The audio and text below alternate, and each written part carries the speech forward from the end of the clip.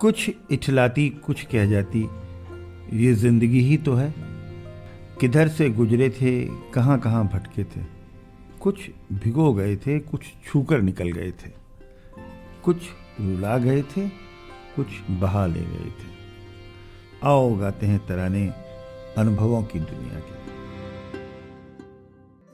नमस्कार दोस्तों, आप सबका स्वागत है National Institute of Social Defence और Ministry of Social Justice and Empowerment, Government of India, Media for Community Foundation New Delhi और पीपल्स इनिशिएटिव लखनऊ के संयुक्त तत्वाधान में वरिष्ठ नागरिकों द्वारा प्रस्तुत इस खास कार्यक्रम श्रृंखला अनुभव लखनऊ में, जिस प्रोजेक्ट को कंसीव और डिजाइन किया है डॉक्टर आर श्रीधर, श्री आलोक वर्मा जी और श्री अरविंद नारायण मिश्रा जी ने। रेडियो कोऑर्डिनेटर हैं अरविंद नारायण मिश्रा जी और प्रोडक्शन कोऑर्डिनेटर हैं कुश त्रिपाठी।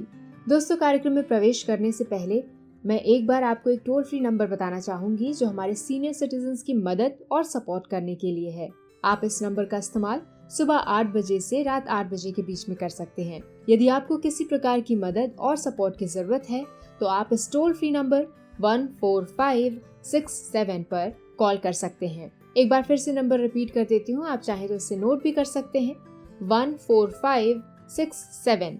इस नंबर पे doctors, hospitals, old age homes से लेकर लीगल गाइडेंस, इमोशनल सपोर्ट और बुजुर्गों के शोषण के केस में डायरेक्ट इंटरवेंशन और निराश्रित बुजुर्गों को रेस्क्यू कराने तक सभी प्रकार के सपोर्ट के लिए कॉल किया जा सकता है।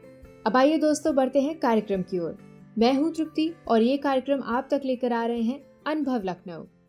आज हमारे स्टूडियो में है डॉक्टर डी.के. उप्रेती, जो कि डायरेक्टर इंचार्ज NBRI के पद से रिटायर हुए हैं।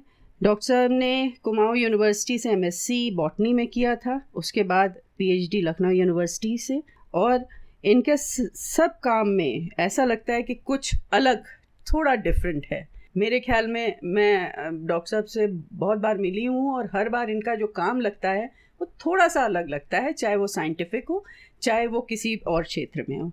तो डॉक्टर साहब, आपका स्वागत है। धन्यवाद। पहले तो मुझे ये बताइए कि आप कुमाऊं यूनिवर्सिटी से यहाँ लखनऊ आए, लखनऊ यूनिवर्सिटी में रिसर्च करने। जब MSc वहाँ कर रहे थे तो यहाँ क्यों, क्या रीज़न रहा? मेरा बहुत सौभाग्य रहा कि मेरे जो गुरु थे उनका नाम डॉक्टर धरणीधर अवस्थी था, और वो एक जो विज्ञान की, वनस्पति विज्ञान की शाखा है जिसका नाम कहते हैं हम शैक हिंदी में, इंग्लिश में लाइकेन कहते हैं, उसके वो बहुत बड़े जानकार थे क्योंकि उन्होंने 2 PhD की थी, एक लखनऊ यूनिवर्सिटी से, दूसरी USA कोलोराडो यूनिवर्सिटी से। और भाग्यवश वो हमारा MSc का प्रैक्टिकल लेने आए और तब मुझे पता चला कि ये इतने बड़े विद्वान हैं। तो उसी दिन मैंने सोच लिया था कि मैं PhD करूँगा तो इन्हीं के अंडर में करूँगा, और मैं यहाँ लखनऊ पहुँच गया। अच्छा, अब इससे आपने लाइकेन के बारे में बताया। लाइकेन में लोगों को बता दूं कि आप लोगों ने बुध मार्केट में जगह जगह देखा होगा, लोग लेके बैठे होते हैं मसाले में, गरम मसाले में लाइकेन का उपयोग बहुत होता है। छड़ीला या क्या, पता नहीं किया जाए ऐसी। मैं आपको और भी बता दूं, हैदराबादी अगर बिरयानी फेमस है तो वह केवल इसी लाइकेन की वजह से, जिसको वहाँ पर कलापासी नाम से जाना जाता है। हमारे उत्तर भारत में इसको छड़ीला या झूला नाम से बहुत प्रसिद्ध है। और जो गरम मसाला, मीट मसाला होता है, उसका 90% इंग्रेडिएंट्स लाइकेन से हैं। हाँ, तो आपने इस पे रिसर्च करी। ये बहुत ही, अगर हम वनस्पति विज्ञान की एक शाखा के रूप में देखें तो बहुत ही छोटा सा एक शाखा है उसकी, उसमें आपने रिसर्च करी। क्या रीज़न था? केवल डॉक्टर अवस्थी ही रीज़न थे? डॉक्टर अवस्थी के अलावा अगर आप पहाड़ों में जाएं, हिमालय की ऊंची ऊंची जगहों पे जाएं, तो पेड़ से लटके हुए आपको लाइकेंस वहाँ पर बहुत कॉमन है। हमारे प्लेन्स में इतने नहीं मिलेंगे, आम के बाग में ही ये मिलता है, लेकिन अगर पहाड़ों में जाएं तो ये बहुत ज़्यादा मात्रा में उपलब्ध है और आम आदमी इसको जानता है। तो डॉक्टर साहब, जो आपने लाइकेन, तो आपने लाइकेन के रिसर्च में क्या करते हैं? लाइकेन में रिसर्च में क्या हो सकता है, ये मैं जानना चाहती हूँ। हमारा जो सबसे महत्वपूर्ण कार्य था वह है, एक तो हम लोग एंटार्क्टिका एक्सपीडिशन में गया था, मैं पार्टिसिपेट किया केवल लाइकेन की वजह से, क्योंकि यही एक ऐसा पौधा है जो एंटार्क्टिका में बहुतायत में पाया जाता है। और हम लोगों ने वहाँ पर अगर रिसर्च स्टेशन बना लिया, वो एक इंटरनेशनल पार्क है, वहाँ पर कोई भी एक्टिविटी, बायोलॉजिकल एक्टिविटी हम करते हैं या कोई भी ह्यूमन एक्टिविटी वहाँ करते हैं, तो उसका हमें इंटरनेशनली रिकॉर्ड देना पड़ता है कि भाई हम वहाँ पर कोई भी प्रदूषण नहीं फैला रहे हैं। इस पौधे की मदद से ये पता चलता है कि क्या वो क्षेत्र प्रदूषित है या नहीं। इसको हम ऐसे कह सकते हैं कि वो जगह है जहाँ पर लाइकेन बहुतायत में होगा वो स्वच्छ होंगे, और जहाँ ये नहीं पाया जाएगा वो पोल्यूटेड होंगे। अच्छा, दैट मीन्स कि पोल्यूटेंट इंडिकेटर्स की तरह से, इंडिकेटर प्लांट्स की तरह से इनको यूज किया जा सकते हैं। इवन क्लाइमेट चेंज का जो वर्क है कि कैसे कैसे जो जलवायु परिवर्तन हो रहा है, इंडियन स्पेस ऑर्गेनाइजेशन ने हम लोग को इन्वॉल्व किया है। ऊंची ऊंची पहाड़ियों पर केवल लाइकेन ही सबसे ज़्यादा प्रमुखता से पाया जाने वाला पौधा है। इसकी वजह से ये पौधे को ही हम यूज़ करते हुए बता सकते हैं कि भाई क्लाइमेट चेंज किस तरह से हो रहा है बहुत जल्दी। अच्छा, तो डॉक्टर साहब जरा आपने अंटार्कटिका, चूंकि ये अंटार्कटिका अभियान जो था जब आप गए थे तो शायद एकदम पहला या दूसरा, किस में आप गए थे? नहीं, अंटार्कटिका अभियान शुरू हो गया था 1980 के आसपास से। हाँ। पहला अभियान 1980 में था। मैं 11वें अभियान में गया था। हाँ। जो 1992 में था। और उस अभियान में उस वक्त, आज भी अभियान जाते हैं, लेकिन उस वक्त जो अभियान जाते थे बहुत ही उसमें बहुत रिस्पेक्ट कह लीजिए या सिलेक्शन बहुत टफ होता था, क्योंकि आपको समझिए कि 1 करोड़ में एक आदमी का सिलेक्शन है। तो you should be physically sound, you should be mentally sound, और उसके अलावा भी आपको सारे और काम आने चाहिए कि आप किसी के बाल भी काट सकते हैं, आपको खाना भी आना चाहिए, और आपको बर्तन धोने में आने चाहिए। नहीं, ये तो जो आपको रहने के लिए वहाँ पे जो जरूरत है उसके अलावा जो परेशानियां वहाँ रहने की आती थी, क्या कुछ परेशानियां रहने की जो सबसे ज्यादा, क्लाइमेट चेंज तो वहाँ परेशानियां सबसे ज्यादा वहाँ पे रहने की आती हैं, वो होती हैं कि जो ह्यूमन वेस्ट है या ह्यूमन शिट है उसका डिस्पोजल कैसे करें। You have to burn your shit. आपको जो भी जितने जाते हैं उनकी शिट को आपको बर्न करना है और एशेज को कलेक्ट करके वापस लाना है। तो अच्छा, वहाँ पे नहीं छोड़ना, वहाँ छोड़ नहीं सकते। Internationally it's a international park. तो छोड़ के आना, ये क्या, ये कोई किस तरह से, मतलब इसका भी कोई प्रोसेस होगा? Yes, we have special type of incinerators लगे। हमारे यस इंसिनरेटर्स होते हैं, मॉड्यूल्स होते हैं। We have to burn that shit and we collect that ashes and bring it to, हम लोग वापस इसको लाते हैं। तो यहाँ पे वो फर्टिलाइजर की तरह से नहीं, फर्टिलाइजर की तरह से नहीं, वो क्योंकि कम होता है तो समुद्र में ही फिर 60 डिग्री से पहले, क्योंकि वहाँ हम इसको डिस्पोज कर सकते हैं, तो वहाँ डाल दिया जाता है। अच्छा डॉक्टर साहब, जो आपकी लाइकेन पे रिसर्च है उसके बारे में आप कुछ बताना चाहेंगे? अभी मैं जो हमारे NBRI है उसमें हम लोग जो काम कर रहे हैं, आपको जैसे मैंने बताया कि ये बहुतायत में नहीं मिलता है। अगर मैं ट्रक्स ऑफ लोड कहूँ कि इस पौधे को इकट्ठा करूँ तो नहीं मिलेगा। तो एक शब्द आजकल बहुत विज्ञान में ज़्यादा प्रचलित है, उसका नाम है नैनो टेक्नोलॉजी। और कैसे हम लाइकेन से नैनो टेक्नोलॉजी के थ्रू बहुत सारी दवाइयाँ बना सकते हैं, ये हम आजकल इस पर शोध कार्य कर रहे हैं कि हम नैनो टेक्नोलॉजी के थ्रू कैसे इस पौधे का उपयोग करें कि ह्यूमन उसके लिए हम काम कर सकते हैं। अच्छा, इसका मतलब कि लाइकेन जो है मेडिसिनली इम्पोर्टेंट प्लांट है, बहुत सारी दवाइयाँ बन सकती हैं इससे। जैसे कि मैंने आपको बताया कि अगर पूरे विश्व में देखें तो करीबन 20,000 तरह की इसकी प्रजातियाँ ज्ञात हैं, और उन 20,000 प्रजातियों से 1,500 तरह के सेकेंडरी मेटाबोलाइट, जिनको द्वितीय कहते हैं, वो ज्ञात हैं, जो कोई भी और इस संसार में दूसरा पौधा उसको नहीं बनाता है, केवल यही बनाते हैं, और सबकी जो है वो मेडिसिनल प्रॉपर्टीज़ है। पर्टिकुलरली जो हमारी स्किन डिजीज़ेज़ हैं उसके लिए ये बहुत अच्छा प्लांट है। और वैसे भी जो हमारे पुराने, अगर मैं ऋग्वेद अथर्ववेद, वहाँ तक इसका जिक्र है कि वहाँ पे इन पौधों को इस तरह से यूज़ किया जाता था। तब उनका नाम लाइकेन नहीं था, उस वक्त शैल पुष्प के नाम से ये जाने जाते थे। लाइकेन तो इंग्लिश नाम है ना? लाइकेन इंग्लिश नाम है, राष्ट्रभाषा हिंदी में शैक कहेंगे।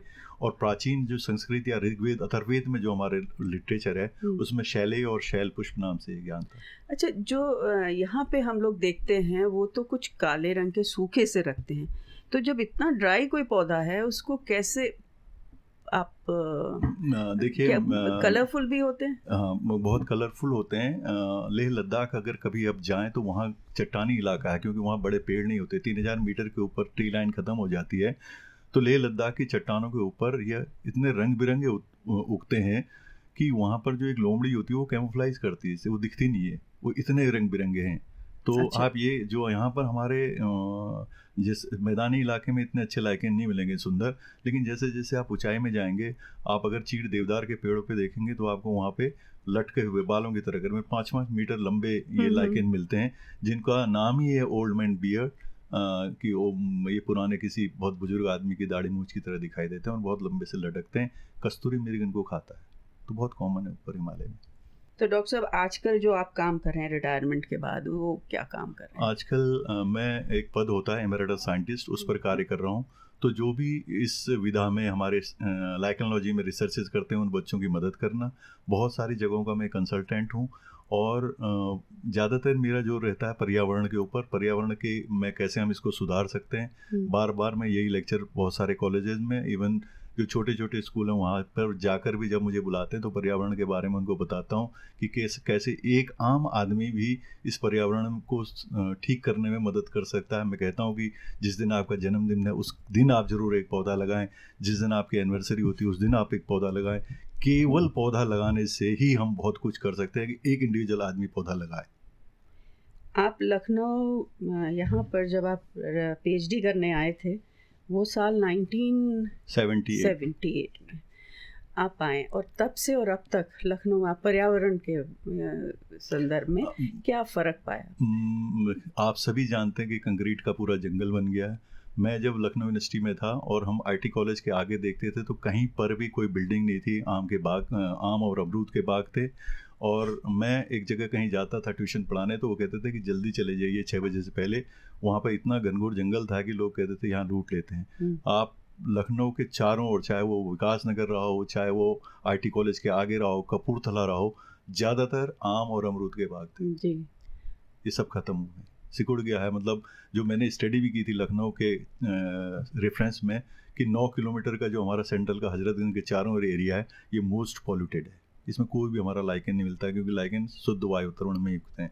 फिर आपको 20-25 किलोमीटर जब आप हरदोई या रायबरेली की ओर जाएंगे तभी जहाँ आम के बाग होंगे वहाँ मिलेगा, वहाँ प्रदूषण कम होगा। हाँ, अगर प्रदूषण कम होगा, नहीं तो नहीं, वहाँ पे भी नहीं ग्रो करेंगे। मैं इस स्टडी को इस तरह से कर सकता हूँ। एक बहुत वर्ल्ड लेवल का जर्नल है नेचर जिसमें ये स्टडी छपी कि लंदन के उन जगहों पे जहाँ पर लंग कैंसर बहुत ज़्यादा था वहाँ लाइकेन नहीं थे, जहाँ लंग कैंसर नहीं हुआ वहाँ लाइकेन की उपस्थिति बहुत ज़्यादा थी। मीन्स ये कोरिलेट किया गया कि जहाँ ये पौधा उगेगा वहाँ कैंसर या कह लें कि श्वास से संबंधित जो रोग हैं वो नहीं होंगे। आप अपने जीवन से खुश दिखते हैं डॉक्टर साहब। पारिवारिक आपका कैसी यात्रा है रही? पारिवारिक ईश्वर की बहुत कृपा रही। मेरे दोनों बच्चे सेटल्ड हैं, एक ऑस्ट्रेलिया में है और दूसरा बच्चा मेरा, क्योंकि हम लोग उत्तराखंड के निवासी हैं और हम हर घर से एक आदमी हमारा आर्मी में होता है, तो मैं बहुत सौभाग्यशाली हूँ कि मेरे पिताजी भी आर्मी में थे, मेरे भाई लोग आर्मी में थे। इस जनरेशन में कोई नहीं था, तो मेरा लड़का आर्मी में डॉक्टर मेजर है और यही हमारे लिए खुशी की बात है कि असम राष्ट्र की सेवा, जो एक देशभक्त होना चाहिए वो हमारे परिवार में है। और खुश रहने का एक और तरीका है जो मैंने अपनाया है। बहुत सारी रोज़ की प्रॉब्लम होती हैं, मैं एक वर्ड है AVOID, अवॉइड। जितनी भी मुझे मालूम है कि परेशानियां आती हैं हमें कोशिश करनी चाहिए कि हम अवॉइड करें, छोटे छोटे लेवल पे ही उसको अवॉइड करें। कोई आपको गलती से अगर स्कूटर में आपके कार में टक्कर मार देता है, आप एकदम गुस्से में ना आए, कोशिश करें कि अरे सॉरी, हाँ हो जाता है ऐसा। तो अवॉइड जो वर्ड है, ये वर्ड आप अपने जीवन में अपनाइए, आप खुश रहेंगे। बट डॉक्टर साहब कई बार अवॉइड करने से लोग सर पे नहीं चढ़ जाते हैं। आप कितना कोई सर पे चढ़ेगा? आप इसको अवॉइड वर्ड को आप लिख सकते हैं मुन्ना भाई MBBS वाले से, जिसमें वो एक आदमी रोज उसकी दीवार पर थूकता था और रोज पोंछता था। एक दिन वो शर्मा के खुद ही उसने थूकना बंद कर दिया। तो मुझे तो ये लगता है, मैं अपने घर में भी कहता हूँ कि अवॉइड वर्ड बहुत है। इसको अगर हाँ, घर में तो अवॉइड करने से अब शांति बनी रहती होगी, पर बच्चों को, आपके 2 बच्चे हैं, लड़के हैं, तो उनको डिसिप्लिन करने के लिए कुछ ना कुछ तो आपने रूल सेट किए होंगे। रूल सेट क्या किए, थोड़ा बहुत बताते थे उनको कि देखो ये है कि जो मैं जो अपने बच्चों से कहता था कि देखो बेटा, हम लोग बहुत ठीक ठाक नाम है, साइंस में अच्छा काम किया है और किस्मत से तुम्हारी माँ भी दूरदर्शन में बहुत बड़ी इंजीनियर है, तो तुम ऐसा काम न करना कि हमारी बहुत ज़्यादा बदनामी हो जाए। कोशिश करना कि कहीं चोरी न करो और हमारे परिवार का जो है नाम बदनाम न हो। डॉक्टर साहब, आप इसके अलावा अगर हम हमारे श्रोताओं से कोई बात शेयर करना चाहें अपने जीवन के बारे में या कुछ और, तो मुझे लगता है कि हम अगर बुजुर्ग हैं तो जो बच्चे हैं कोशिश करेंगे उनको ज़रूर कुछ न कुछ एक आध चीज़ें बताएं कि जिससे, जैसे मैं अपना एग्जाम्पल बताता हूँ। मैं जब 9th में था तो मेरे चाचा ने इलाहाबाद यूनिवर्सिटी से MA थे उस टाइम के, और वो उन्होंने मुझे गुरु मंत्र दिया था कि देखना, कहा तेरे को कभी तेरी तबीयत खराब नहीं होगी अगर तू कोशिश करता है कि नाक से पानी पीना शुरू करे। तो अच्छा। मैं तब से, वो नेत्र ज्योति वो तो अलग होती है जो लोग योगा में करते हैं नेति, लेकिन हम लोग सिंपली नहाते वक्त जो बहुत सारा पानी होता है अपने नोजल के थ्रू माउथ कैविटी में डालते हैं। तो जो हमारा नाक के अंदर की झिल्ली होती है ये थर्मोस्टेट की तरह काम करती है। तो अगर ये, और सबसे ज़्यादा इन्फेक्शन इसी में होते हैं, करीबन 200 तरह के बैक्टीरिया हैं जो इसको इन्फेक्ट करते हैं। तो हम अगर इसको क्लीन रखेंगे बैक्टीरिया फ्री तो आपको शायद कभी जुकाम नहीं होगा। मैं अंटार्कटिका गया जहाँ इतना ठंडा है, मुझे कोई तकलीफ नहीं, मैं कभी तो क्या आप वहाँ भी ठंडे पानी से हल्का सा हम लोग उसको नाक में लेके मीन्स आप, और क्या होता है कि इससे आपके बॉडी का टेम्परेचर उस जो क्लाइमेटिक या एक्लिमेटाइजेशन जिसको कहते हैं वो हो जाता है आपका। तो मैं चाहे फील्ड में जाऊँ, मैं क्योंकि फील्ड में बहुत गया हूँ, चाहे लेह लद्दाख जाएँ, तो मैं कोशिश करता था कि जाते दिन ही उसी दिन थोड़ा पानी लेके नाक से करके और फिट रहें। तो ईश्वर की कृपा रहे कि मुझे शायद ही कभी जुकाम हुआ हो। तो जो ये कोरोना काल में जो कहते हैं नाक के अंदर इन्फेक्शन बैठ जाता है, वो भी आपको नाक के अंदर तो नहीं, मेरे को तो वही लगता है कि जो, क्योंकि माउथ कैविटी और ये नोस्ट्रल जो है ये जुड़े हुए हैं दोनों, और हम लोग मुंह को भी साफ करते हैं, नाक को भी साफ करते हैं, लेकिन जो बीच का पार्ट है वो पार्ट तभी साफ होगा जब आप थ्रू नोजल आप पानी लेंगे अंदर। ओके, तो इसीलिए मैं कह रही हूँ कि आपको कोरोना हुआ कि नहीं हुआ? नहीं, मेरे को कोरोना नहीं। इसीलिए नहीं डॉक्टर साहब, शायद हुआ कि आपने, क्योंकि वो डॉक्टर भी कहते थे कि स्टीम लिया तो इतना अंदर तक जाएगा और वहाँ का जो बैठ गया है बीच में वो निकल के वहाँ पे अगर ये हो सकता है, लेकिन मैंने सोचा नहीं था कि इसकी कोरोना की वजह से मैं इसको करूँ, क्योंकि ये मेरा रूटीन था, मैं रोज यही करता हूँ। ये डॉक्टर साहब आपने बहुत अच्छी बात बताई, और अगर हमारे श्रोता अपने घरों में भी इस बात को फॉलो करने लगे तो बहुत अच्छा। इनिशियली थोड़ी तकलीफ होती है क्योंकि जो हमारे यहाँ जैसे भाई पहाड़ में है आप, वहाँ जो पानी आता है उसमें क्लोरीन नहीं है, लेकिन यहाँ जो पानी होता है उसमें क्लोरीन होती है। तो इनिशियल स्टेज में बहुत सी झंझनाहट सी होती है, लोग जो शुरू करते हैं जिनको मैं बताता हूँ, लेकिन धीरे धीरे फिर एक्लिमेटाइजेशन हो जाता है आपका। स्टूडियो में आने का आपका बहुत बहुत धन्यवाद डॉक्टर साहब, थैंक यू सो मच। दोस्तों, फिलहाल वक्त हो चुका है आपसे विदा लेने का, और चलते चलते आपको एक बार फिर से अपने वरिष्ठ नागरिकों की सहायता और सपोर्ट के लिए जो Elder line toll free number है वो बताना चाहूंगी, 14567। इस नंबर पर आप सुबह 8 बजे से रात 8 बजे तक कॉल कर सकते हैं और किसी भी प्रकार की सहायता आपको यहाँ पर प्रदान की जाएगी। अगली बार फिर लौटेंगे ऐसे ही किसी खास शख्स की प्रेरणादायक जीवन यात्रा की कहानियां लेकर। तब तक के लिए स्वस्थ रहिए, खुश रहिए। मैं तृप्ति लेती हूँ आपसे इजाजत। नमस्कार।